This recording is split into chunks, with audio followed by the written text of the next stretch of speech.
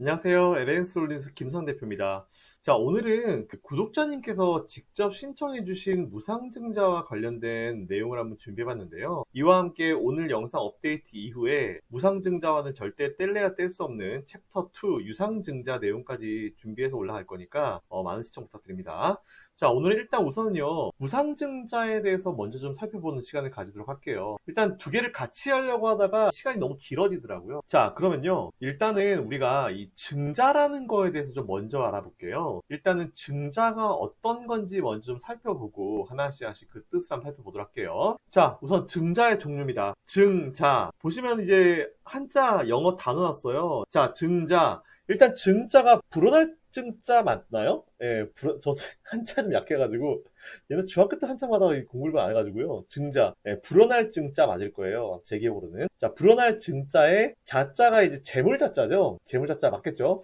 재물이 불어난다는 어떤 한자 의미로 보시면 될 것 같고요. 영어로는 이제 increase of capital이라는 뜻으로 보시면 이제 자산을 증가시킨다. 이제 increase가 이제 증가시키다. 그리고 capital이 자산이라는 뜻이잖아요. 그러니까 자산의 증가. 이렇게 보시면 될 것 같습니다. 자, 그리고 이 증자에는 두 가지 종류가 있어요. 그게 무상증자와 유상증자 두 가지가 있는데, 일단 오늘 다뤄볼 거는 이 중에 이제 무상증자를 먼저 한번 다뤄볼 겁니다. 자, 무상증자, 무자. 누구나 다 아는 무자죠? 없을 무자고요. 상, 저 상자가 이제 그 보상할 때 상자, 이제 보상 상자가 아마 맞을 거예요. 그러니까 무상, 보상이 없다는 거죠. 보상이 없는 자산의 증가를 무상증자라고 그러고, 영어로 이제 increase of capital stock without consideration. 이제 consideration 하면은 보통 제가 이제 일반적으로 좀 찾아봤어요. 여러분께 보여드리려고. 일반적으로 우리가 봤을 때 이 consideration 하면은 보통 이제 고려하다 이런 뜻을 많이 쓰이잖아요. 근데 여기서는 이제 밑에서 보면 이제 명사로서 네 번째 보수, 팁, 보상, 보시면 payment라는 그런 뜻으로 이제 보시면 될 것 같아요. 자, 그 얘기가 무슨 얘기냐? without이면 이제 뭐가 없다라는 뜻이잖아요. 뭐가 없다? consideration, 그러니까 보상이 없다라는 그런 의미로 무상 이렇게 연결해서 여러분들이 생각하시면 될 것 같아요. 자, 그래서 영어로 해도 보상이 없는 증자, 주식 증자, 그리고 유상 증자는 paid in, 뭔가를 지불하고 들어간다라는 의미로 보시면 될 것 같아요. 그렇기 때문에 우리가 일반적으로 볼 때도 무상증자는 그냥 가만히 있어도 주는 거, 유상증자는 뭔가 돈을 내고 내가 들어가서 이제 신청하고 이제 그것만큼의 어떤 배당되는 주식만큼을 우리가 받는 거라고 또 이제 이해를 하시면 될 것 같고요. 정말 무상증자와 유상증자를 쉽게 말씀드리면, 무상증자 같은 경우는 이제 뭔가 넘치는 잉여금을 자본금으로 이제 돌리려고 하다 보니까 이제 주주한테 무상으로 이제 거의 뿌려버리는 주식을 의미한다라고 보시면 될 것 같고요.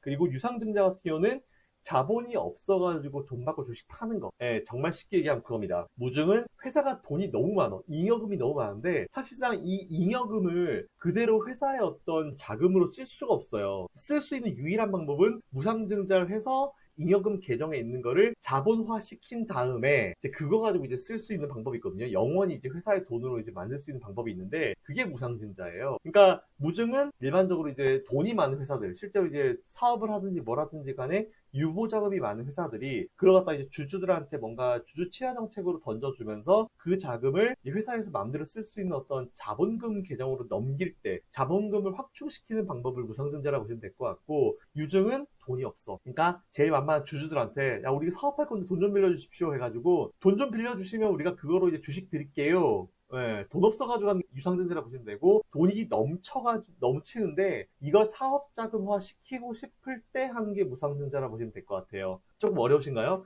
자, 그럼 제가 쭉 진행하면서 좀 더 쉽게 한번 좀 설명을 드릴 수 있도록 하겠습니다. 자, 그러면은 일단 이거를 좀 우리가 기초, 정말 이제 정말 기초 수준의 회계학으로 무상증자의 시스템을 한번 같이 알아보는 시간을 가지도록 할게요.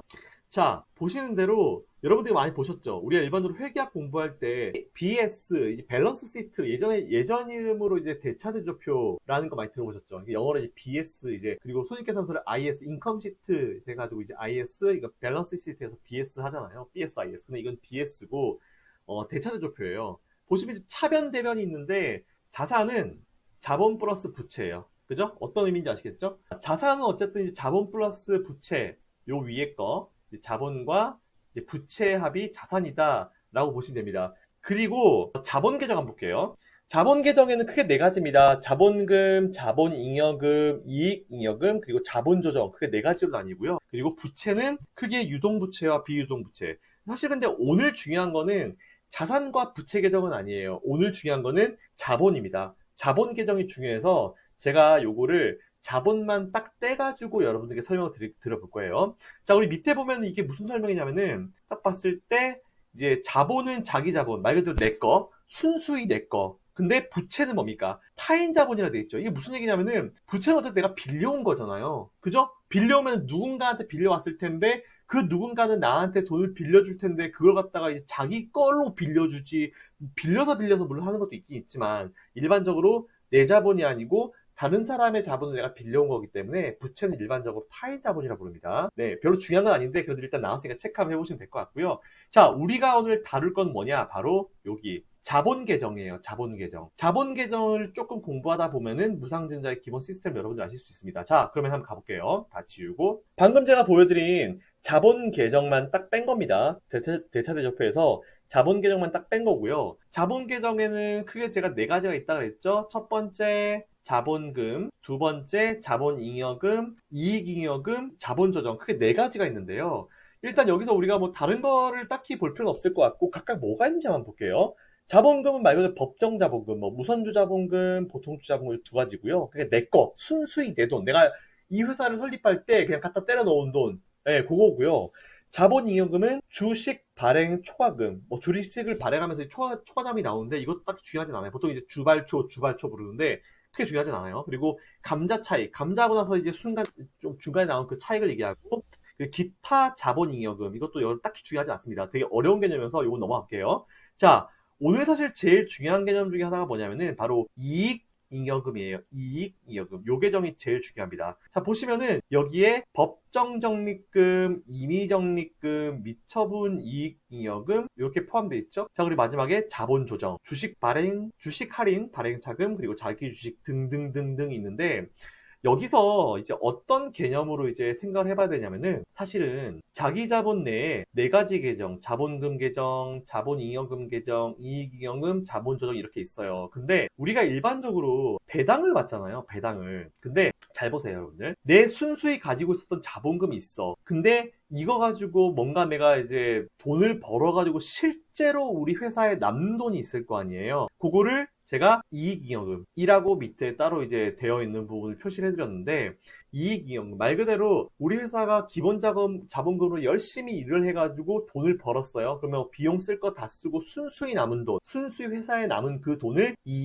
이익잉여금이라고 합니다. 실제로 남는 돈이라는데 이게요 되게 재밌는 게 뭐냐면은 이익잉여금을 내 마음대로 이거 가지고 땡겨가지고 회사에다가 투자를 할 수가 없어요. 예, 투자를 절대 할 수가 없습니다. 그래서 보통 이제 회사가 이제 이렇게 이제 남는 돈을 어떻게 사용하냐면은 그거를 보통 이제 주주들한테 일부 돌려준다. 어떤 거냐? 배당이죠. 그죠? 이제 투자해 주셔서 감사합니다. 이번에 수익이 이만큼 났는데 우리 이 중에서 몇 퍼센트를 떼가지고 이거를 여러분들이 가지고 계신 주식 비중만큼 배당을 드리겠습니다. 그래서 보통 시가 배당률이 뭐 1점 몇 퍼센트, 2점 몇 퍼센트 나오잖아요. 그걸 정하는데 그게 저 이익잉여금 계정 내에 있는 돈에서 나오는 거예요. 자, 그러면은 회사 입장에서 딱 봤을 때 저 이익잉여금을 사실 이걸 갖다가 배당을 안 주고 그냥 그대로 회사에다 계속 투자를 하고 싶거든. 사실 그렇잖아요. 그거 대표적이고 유명한 기업이 어디냐면은 애플. 애플은 스티브 잡스가 살아있었을 때 단 한 번도 배당을 한 적이 없습니다. 근데 스티브 잡스가 사망하고 나서 팀 쿡 CEO로 바뀌고 나서 이제 배당을 실시하고 있는 상황인데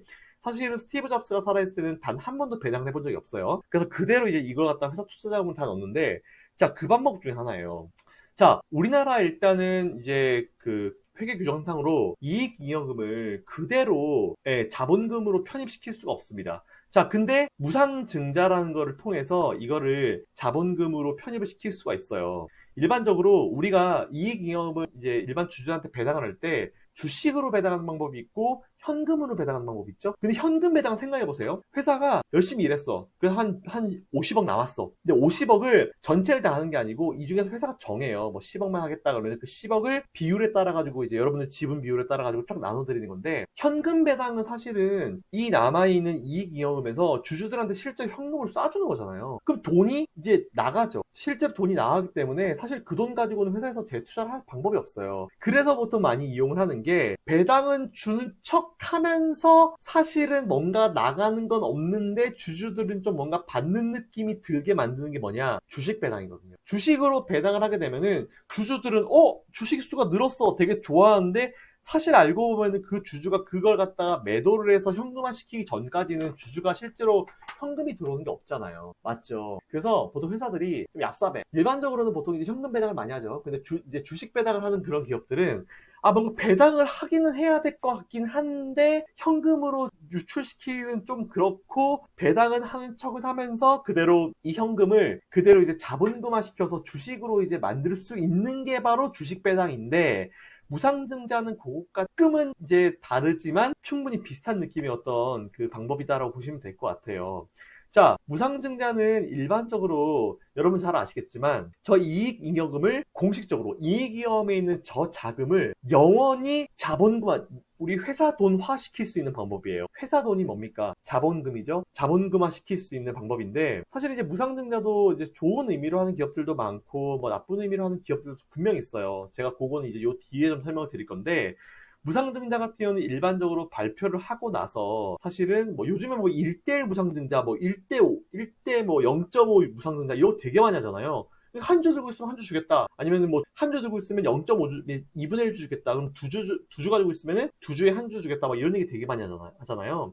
자, 그런 방식으로 사실은 이걸 갖다가 자본금화 시키는 거라 보시면 될 것 같습니다. 자, 정리해 볼게요. 무상증자는 뭐다? 이익잉여금은 말 그대로 회사가 기본 자본금으로 열심히 일해서 벌고 거기서 이제 쓸만한 비용들 다 빼고 순수히 회사 내에 있는 잉여금, 이제 이익잉여금 가지고 일부 배당을 주게 되는데 배당을 주고 남은 자금을 갖다가 어쨌든 이거를 놔두면은 회사의 재투자는 불가능하고 회사의 돈이 뭔가 회사에 들어와 있긴 하지만 이게 순수히 회사 돈이 아닌 느낌이 강해서 그거를 아예 영구적으로 회사 돈화 시키는 방법 중에 하나다라고 보시면 될 것 같아요.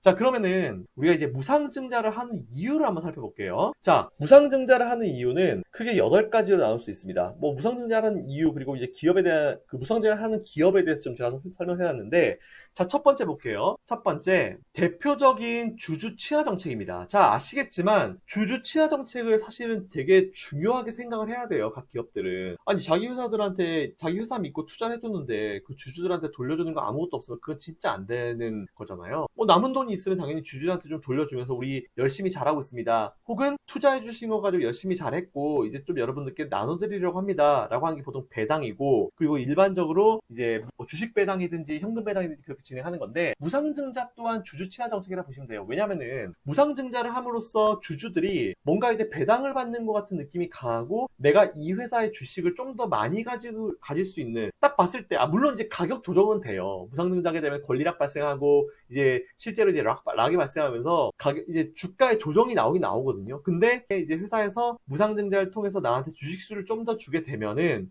전체 가지고 있는 건 딱히 변화는 그렇게 크게 많지는 않지만 그렇다 하더라도 뭔가 회사로부터 내가 받은 느낌이 좀 강하거든. 뭔가 생생내기 굉장히 좋은 방법이랄까? 네, 그런 느낌으로 좀 보시면 될 것 같아요. 그래서 주주 친화 정책, 어쨌든 여러분들이 투자해 주신 것에 대해서 저희가 이렇게 돌려드리겠습니다. 라고 하는 방법 중에 하나라고 보시면 될 것 같고요. 두 번째, 원활한 자금 조달 방법, 은행권을 이용하지 않고 즉 부채를 만들지 않고 자금을 조달할 수 있는 방법이다. 이게 무슨 말이냐? 앞에서 설명드린 대로 회사가 돈이 좀 필요해. 돈이 좀 되게 필요한데 일반적으로 돈이 필요할 때 뭐 합니까? 첫 번째 은행 가서 돈 빌리거나 아니면 두 번째 유상증자를 하거나 아니면 세 번째 무상증자를 하는 건데 은행 가서 돈 빌리면은 부채로 들어가죠. 그죠? 빌린 돈이 돼 부채로 들어가고 그거에 대한 이자도 내야 되지. 만기 되면은 그거에 대한 뭐 상환에 대한 부담도 생기지. 그래서 일단 은행권 제껴. 두 번째 유상증자. 유상증자를 하긴 하는데 이거는 사실은 보통 주주들을 많이 하죠. 유상증자의 종류는 제가 유상증자 영상에서 제가 남겨드리겠지만 보통 이제 유상증자는 말 그대로 이제 돈을 내고 우리 회사의 주식을 받는 거잖아요. 그렇기 때문에 회사 입장에서는 자기들이 뭔가 굉장히 사업을 잘했어. 막 되게 잘하고 뭔가 계속 성장세가 만들어지고 막 실적 빵빵 꽂히고 막 이런 기업들은 유상증자를 딱 했을 때 주주들이 니네 잘하니까 내가 돈 빌려줄게. 괜찮아. 이렇게 하는 건데, 회사 엉망진창 실적도 안 나오고 적자에 막 난린데 그런 회사가 유상증자 해봤자 주주들이 미쳤다고 돈 주겠어요? 유상증자 실패하겠죠. 자, 그렇기 때문에 어쨌든 정말 회사를 잘 운영하고 성장 잘하고 있는 기업들한테는 유상증자도 사실 정말 좋은 방법이 될 수 있어요. 막말로 여러분들 절대 그럴 일 없지만 삼성전자가 유상증자를 한다고 했을 때 물론 안 하죠. 하면 뭐 주식같이 희석되고 난리 나는데 예를 들어서 삼성전자가 유상증자 했을 때 유증하면 당연히 현재가보다 훨씬 더 싸게 주식을 주는데 안 하겠어요? 다 하지. 맞잖아요. 근데 정말 쓰레기 같은 기업이 유상증자를 한다고 했어. 100% 실패하죠. 누가 돈 빌려주겠어요. 미치지 않고서야. 아시겠죠? 그거 참고하시면 됩니다. 그래서 원활하게 정말 쉽게 자금을 조달할 수 있는 방법, 무상증자를 통해서 회사에 남은 이익 잉여금 중에 일부를 아예 자본금화 시키는 거예요. 그러면은 자본금은 내가 마음대로 쓸 수 있으니까. 그래서 그거를 자본금화 시키면서 뭔가 원활하게 이제 방법을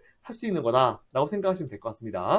자, 그리고 세 번째, 사업 밑거름 자금 규모가 증가한다. 이 얘기가 무슨 얘기냐? 바로 자본금, 순수 자본금이 증가하는 거죠. 자, 이로 인해서 자본금이 증가하게 되고 회사의 밑거름 자금이 많아지면 그게 또 소문이 나요. 그러면은 대외 신용도가 증가합니다. 저 회사는 돈 되게 많은 회사야. 자본금이 빵빵한 회사야. 이런 게 소문이 나는 거예요. 그러면은 그게 신용도가 올라가게 되면은 당연히 투자금 모집에 수월하겠죠? 우리가 일반적으로 어떤 회사에 투자를 할 때 그 회사가 얼마나 일을 잘하고 성장 가치가 있고 실적이 잘 뽑히는지, 그리고 회사 내 유보자금, 즉 현금성 자산이 얼마나 많은지, 그랬을 때 만약 이 회사가 유동성 문제가 생겼을 때 그거를 회사에 있는 유보자금 땡겨서 다 막을 수 있는 어떤 능력이 있는지 없는지를 본 다음에 이제 투자를 하잖아요. 네, 근데 당연히 사업 밑거름 자금, 자본금 늘어나게 되면은 대외 신용도가 증가하게 되고, 이에 따라서 투자금을 모집할 수 있는 방법과 어떤 성공 확률이 굉장히 올라가겠죠? 네, 그거 체크하시면 될 것 같고요.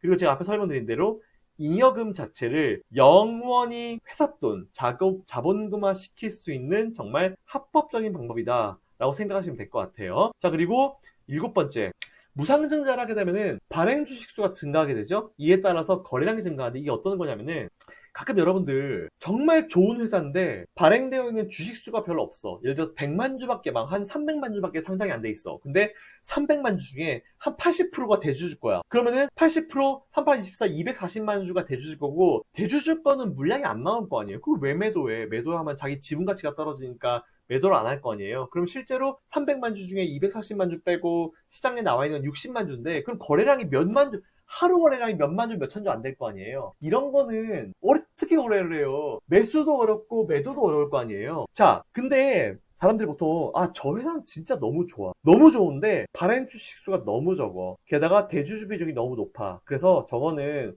사기도 어렵고 팔기도 어려워. 이런 기업들이 우리나라 코스피 코스닥 시장에 되게 많아요. 의외로 많습니다.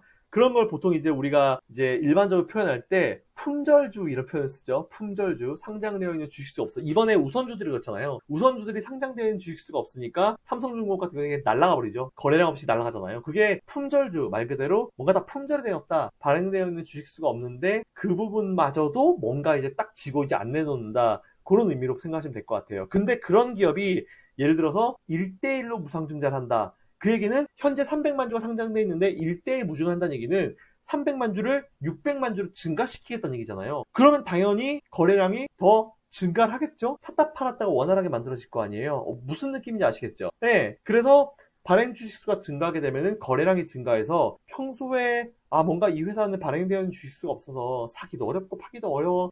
그래가지고 안 샀는데, 무상증자를 막 1대1로 때려버리고 발행 주식수가 증가하게 되면 당연히 거래량이 증가하게 되고, 평소에 관심이 있었는데 투자를 못한 사람들이 투자를 하게 되죠. 그래서 무상증자는 굉장히 그런 의미로 좋은 어떤 방법이 될 수 있다라고 좀 설명드리고요. 마지막으로, 일반적으로 이제 재무 상태가 좋은 기업이 시행한다라는 이런 얘기가 있어요. 자, 잘 보세요. 우리 앞에 생각해 볼게요. 자본금 계정에 이익잉여금, 그죠? 자본금 계정에 이익잉여금, 말 그대로 순수히 자본금 가지고 열심히 일을 해서 돈 벌어가지고 있는 돈 가지고 배당을 하고, 그거를 순수히 남은 그 돈을 이제 자본금화 시키는 게 무상증자라 그랬잖아요. 자, 그러면은 당연히 회사에 남는 돈이 있는 기업이 그거 가지고 자본금화 시킬 수 있는 거 아니에요. 맞죠? 당연하겠죠. 그러니까 무상증자를 하는 기업은 일단은 저 회사는 현재 지금 재무 상태가 굉장히 좋아 라고 이미지를 줄 수 있는 겁니다. 어떤 의미인지 아시겠죠? 자, 그러면은 그 다음번에는 이제 무상증자는 이런 경우에 진행하고 무상증자를 한 기업들이 이게 좋다라는 걸 알아봤는데 반대로 이런 경우에는 주의해야 됩니다라는 부분을 좀 설명드려 볼게요. 자, 이런 경우는 주의해야 합니다. 자, 1번 무증, 유증, 주식 분할, 전환권 행사 등 자본 변동이 많은 기업들. 그리고 두 번째, 단기 주가 상승을 이용해서 발표 전에 내부 정보로 이미 매집한 케이스. 그리고 세 번째로, 무증 후에 주가가 폭락했을 때 금감원의 내부자 거래나 담합 등 진상조사 요청이 가능하다. 뭐 그런 부분들. 그리고 네 번째, 회사에서 자사주를 좀 많이 사들인 경우, 그 전에. 그리고 다섯 번째, 회사 내에 유보자금이 없는 경우예요. 자, 그러면 우리가 이거를 어떻게 파악할 수 있는지를 제가 지금 설명드릴게요. 첫 번째, 이런 경우를 주의해야 된다. 첫 번째, 유증, 무증, 그리고 주식 분할, 그리고 전환권 행사, 자본 변동 이력이 많은 기업들. 자, 이거를 여러분들 제가 확인할 수 있는 방법을 제가 지금부터 설명드릴게요. 자, 우리가 어디서 봐야 되냐? 금감원 전자공시 다트 있죠. 다트를 일단 펴니다. 여러분들 HTS에서 누구나 다 보실 수 있어요. 다트. 참고로 인텍 플러스를 보겠습니다. 왜? 제가 소개해드리고 오늘자 기준, 제가 오늘 지금 현재 녹화를 7월 8일 날 하고 있는데 오늘자 기준으로 인텍 플러스 수익률이 60%가 넘어왔기 때문에 인텍 플러스를 보고 있었고 인텍 플러스를 통해서 한번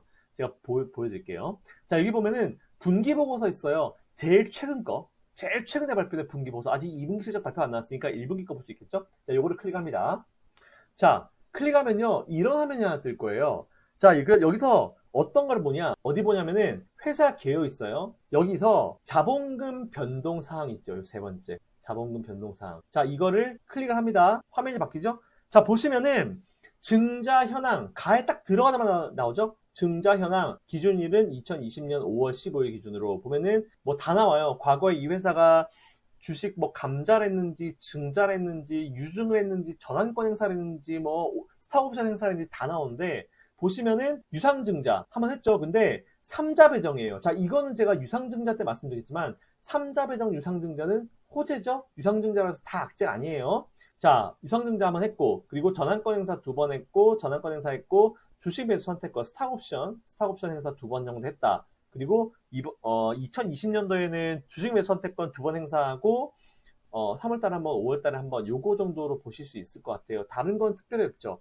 자, 보시면은 여기 보면요 유증, 무증 이렇게 있는데 제가 여러분들께 좀 말씀을 드리고 싶은 게 보면은 누가 보더라도 실적 진짜 못 만들고 동전주들 있죠. 몇백 원짜리 하는 기업들 보면은 유상증자, 무상증자, 뭐 주식 분할의 전환권 행사 쫙 있는 기업들이 있어요. 그것도 1년에 막 몇 번씩 한 기업들이 있거든요. 그런 기업 절대 하면 안 돼요. 왜냐면은 이제 원래 동전주나 이런 기업이 불안정한 기업들, 실적이 안 좋은 기업들을 제가 원래 M&A를 했었잖아요. 기업 사냥꾼들 진짜 나쁜 정말 양아치 같은 애들이 실제로 해요. 그런 애들이 자본금 얼마 안 들여가지고 거의 자본금을 제로로 들이고 대출 같은 거 땡겨가지고 코스닥에 자그마한 상장사를 하나 인수를 해요. 그래서 그거 가지고 유증 때리고 무증 때리고 분할하고 전환권 행사하고 진짜 뽑아먹고 무상증자가 제가 말씀드렸잖아요.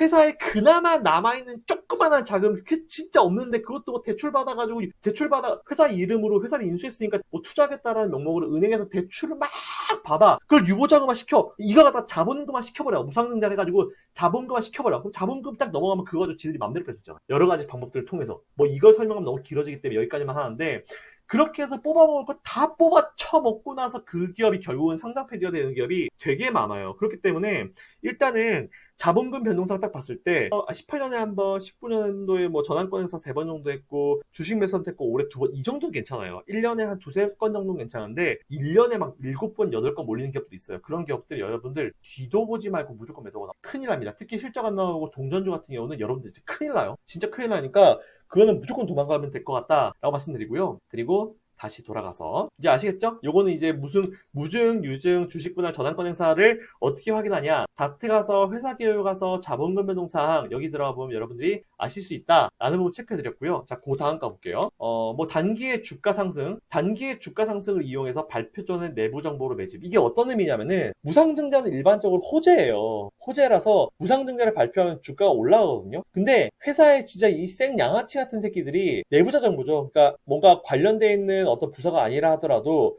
어디서 주워들었어. 화장실에 앉아가지고 뭐 그 재경팀에 있는 사람이 야 우리 무슨 발표 다음 주에 해야 되는데 준비 다 했어? 이런 얘기들 화장실에 앉아있다가 뭐 다음 주에 무중을 한다고? 이래가지고 자기 뭐 사돈의 8천 계좌로 해가지고 그걸 자기네 회사를 사. 그러면은 무상증자 발표하면 무조건 팔아! 이렇게 얘기하는 거예요. 그래서 단기 주가 상승을 이용해서 발표 전에 내부 정보를 매집을 해가지고 무상증자 딱 발표하고 나서 팔아버린 거예요. 진짜 생 양아치 같은 진짜 나쁜 짓인데 이런 것들이 은근히 많아요. 예, 요건 항상 주의해야 되는데 우리가 이걸 내부 정보를 매집해가지고 누가 매수를 하는지 솔직히 알 수는 없어요. 우리가 이건 되게 아쉬운 부분인데 어쨌든 이제 내부자 정보도 충분히 이제 악용될 수 있다는 부분 여러분이 좀 체크를 해드린 거고요. 자, 세 번째, 무증 후에 주가 폭락 시 금감원 내부자 거래 담합 등 진상 조사 요청 가능. 이게 이번이랑 연결된 건데 무상증자 발표하고 나서 원래 무상증자 발표가 나면 한동안 주가가 어느 정도 올라줘야 되거든요. 근데 갑자기 무상증자 발표가 나서 어마어마한 물량이 나왔어. 그럼 뻔하거든. 이 새끼들 내부자 정보 가지고 그 전에 엄청나게 매수를 해놓고 나서 무증자 발표하고 나서 바로 그냥 때려버린 거거든요. 이거는 금감원에 고발해야 돼요. 금감원 내부자 거래 혹은 담화 이런 게 있다라 금감원에 고발해야 됩니다. 아시겠죠, 여러분들? 다음만 있으면 안 돼요. 자, 이 부분 체크하시면 될 것 같고. 자, 그럼 네 번째.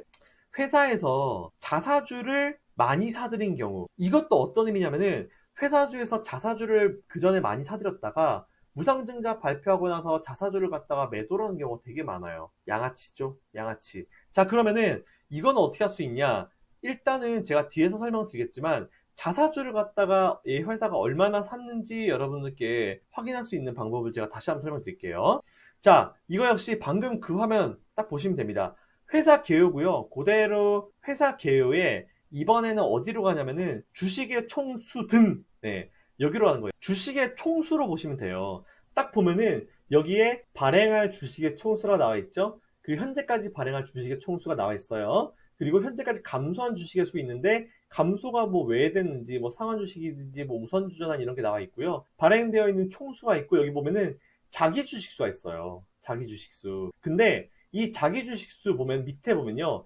자기 주식 취득 및 처분 현황 나와 있죠. 그죠? 이게 3월 31일 기준인데 갑자기 지난 분기랑 비교를 했을 때 3월 30일 변동 수량이 뭐 취득이 갑자기 뭔가 확 많아졌다. 누가 보더라도 발행 주식수 대비해서 확 많아졌다. 이런 경우는 뭔가 의도가 있다라고 보는 게 맞아요. 만일 그 회사가 실적도 안 나오고 기업이 정말 쓰레기에 가까운 회사가 뭐 최근에 자기 주식을 많이 취득했다. 근데 좀 있다가 무상증자를 발표했더라. 이건 거의 제가 봤을 때 90% 이상 뭔가 수작을 부리는 거예요.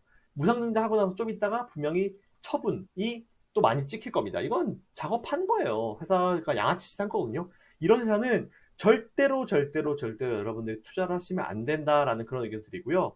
자, 그리고 마지막으로 회사 내 유보자금이 없는 경우인데 일반적으로 유보율이라고 제가 보통 표시를 해서 여러분들이 많이 설명드리잖아요. 유보율 체크하는 방법은 간단합니다. 어디냐면은 다트 닫으시고요. 각 HTS 사용하는 HTS에 기업 정보를 가시는 거예요. 기업 정보. 기업 정보를 가시면은 여기서 이제 재무 비율, 보통 일반적 재무 비율에 나와 있는데 재무 비율에 보시면은 여기에 쭉 보면은 이제 유보 비율이라고 있어요. 유보 비율. 네. 요거를 체크하시면 됩니다. 근데 인텍플러스 같은 경우는 유보 비율이 295%밖에 안 되잖아요. 유보 비율이 많지가 않은 기업이에요. 말 그대로 돈이 그렇게 많은 기업은 아니다 라는 부분이고 제 기준으로 유보 비율이 그러면은 얼마 정도 돼야지 좋은 거예요. 일단 저는 기준이 높아요. 저는 일단 최저 1000% 이상. 유보율 1000% 이상이 돼야 좋은 기업이다라고 저 스스로는 합니다. 제가 여러분들 방송에서 환경 가가지고 소개해드린 종목들 보통 유보비율 1400, 1500, 뭐 2100배 이런 거 소개해드리잖아요. 그만큼 회사에 돈이 많다라고 생각하시면 될 것 같고 일반적으로 제가 여러분들께 주식 초보자분들, 주린이 여러분들께 추천해드리는 유보비율은요 1000% 이상짜리면 여러분들은 이 회사는 돈이 많다라고 생각하시기에 딱 좋을 것 같습니다. 아시겠죠, 여러분들? 자, 이 부분 체크하시면 될 것 같고요. 자, 그러면은 가가지고 이제 보죠. 요런 경우, 요 총 5가지 경우를 여러분들이 항상 조심하셔야 될 것 같다라는 말씀드리고요. 자, 그러면은 무상증자가 딱 공시가 나오고 나서 여러분들이 바로 체크를 하셔야 되는 상황이 있어요. 그걸 한번 지금부터 볼게요.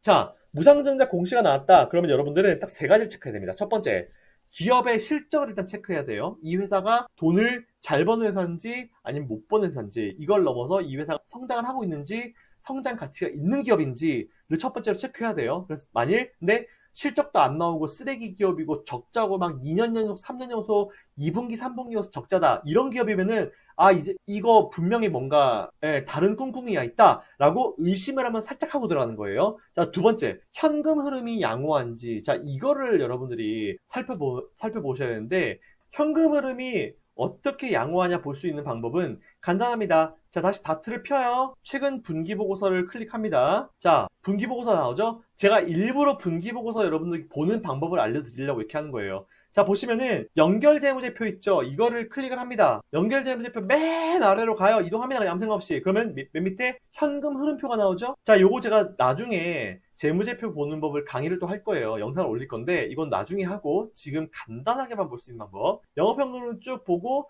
맨 밑에 보면은 기말 현금 및 현금성 자산. 기말 무슨 얘기냐? 이번 1분기죠. 1분기 보고서니까 1분기 말 3월 말 기준으로 현금 혹은 현금성 자산이 얼마나 있냐, 돈이 얼마나 있냐를 보는 건데 그 전분기 대비해서 얼마나 늘었냐를 보면 되는 거예요. 늘면 늘수록 좋은 거고 줄면 줄수록 불안정한 건데 보시면은 기말 현금 및 현금성 자산이 15억 정도 있었는데 67억으로 4배 이상 증가했죠? 이러면은 뭔가 회사가 현금성 자산이 증가하고 있구나. 조금 이제 자금적으로 많이 안정적으로 변하고 있구나. 이 정도로 생각하시면 됩니다. 사실 현금 흐름표 분석하는 방법이 있어요. 있는데 오늘은 딱 정말 나이브하게 주식 초보자분들, 주린이 분들을 위해서 딱 여기까지만 설명드리고 제가 추후에 재무제표 보는 법을 강의를 만들 거예요. 그럼 그때 아주 자세하게 친절하게 설명드리겠습니다. 자, 그리고 다시 가볼게요. 세 번째, 대주주 지분 변동 그리고 자사주 매입 현황 체크. 자, 이거를 어디서 가서 보냐?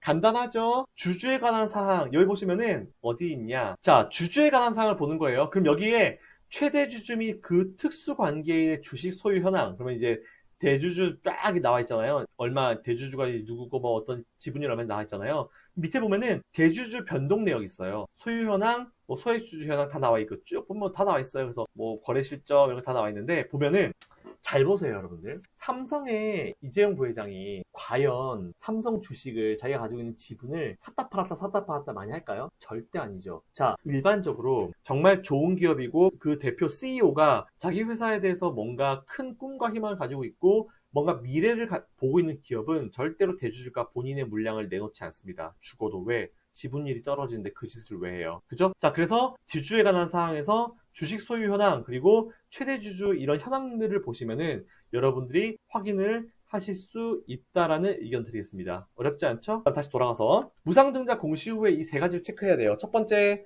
실적 확인. 과연 이 회사가 최근에 실적이 성장하고 있는지, 그리고 분기별로 봤을 때 연속 적자가 되고 있지 않은지, 아니면은 갑자기 실적이 급락했는지를 보시고 실적이 상승했고 성장하고 있고 이러면은 오케이. 자, 실적이 잘 나오고 좋은 기업이라고 하면 무상증자 발표했다면 오케이.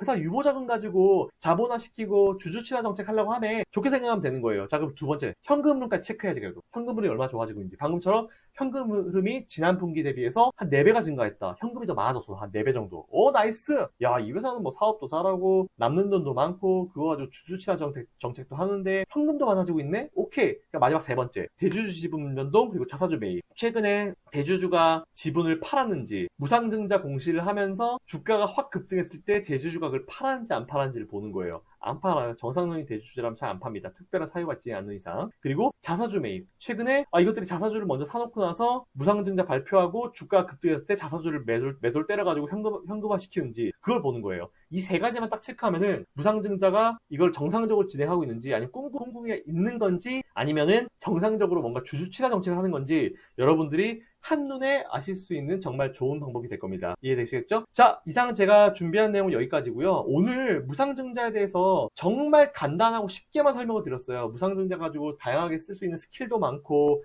더 디테일한 내용도 많고 사실 더 어렵게 할 수 있는데 최대한 쉽게 설명한다고 이제 해보긴 했습니다. 그래도 이해가 안 되시는 분들은 밑에 리플로 달아주시면은 제가 아주 친절하게 답변 드릴 테니까 그 부분 체크하시면 될 것 같습니다. 자, 또 그러면 이제 궁금한 내용 있으시다 하시는 분들은 방법 세 가지입니다. 첫 번째, 저희 유튜브 PC홈에 보면요 우상단에 이게 궁금해요 라는 부분이 있어요. 그거 클릭하시면은 직접적으로 이제 저랑 컨택하실 수 있는 그 카카오톡이 연결이 됩니다. 거기다가 글을 남겨주시거나 아니면은 각 영상 밑에 리플로 신청해 주시거나 아니면은 이메일로 신청해 주시면은 제가 그 중에서 선정을 통해서 영상으로 작업해서 업데이트를 해드리겠습니다. 선정 기준은 간단해요. 많은 분들이 이거 많은 분들이 궁금해 하시겠다 라는 그런 내용이면 선정해서 여러분들께 설명드릴 테니까 그것도 많은 이용 부탁드립니다. 오늘 무상증자 내용 정말 쉽게 최대한 쉽고 간단하고 여러분들께 딱딱 드릴 말씀만 한번 준비해 봤는데 모르겠어요. 잘 전달이 되는지 안 되는지 모르겠습니다. 좋은 기업이 무상증자를 하는 거는 여러분들 주주친화 정책이지만 정말 쓰레기 같은 기업들 일단 실적만 보면